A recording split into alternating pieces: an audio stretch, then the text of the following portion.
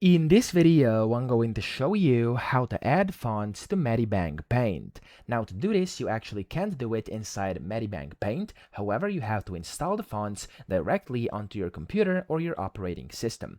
So first, what you're going to have to do is basically get a font file. Usually it's going to be a .ttf or .otf format, so you can just go online and search for one. You can even create one yourself if you wanna. There's countless tutorials on how to actually do this on the internet and YouTube as well. And then when you do this, when you get your OTF or TTF file, it's going to look like this. Now, of course, you can just double click on it, but before you do that, I would recommend you actually close down MediBang Paint and you of course save it if you want to.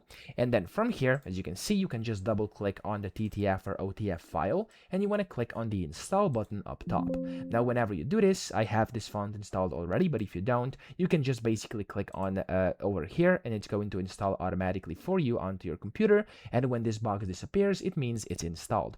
So you can then close it down and you can go back and open up MediBang Paint. And when you do that, you can then open up your canvas. So I'm just going to go and open a file over here. I'm going to do a new one like this. And you can go to your text over here on the left, the text tool, click anywhere and you can see, there we go, it's going to start retrieving. And in here, there's not going to be any fonts that you installed. And that's because you have to uncheck where it says use cloud text rendering. So uncheck the cloud rendering.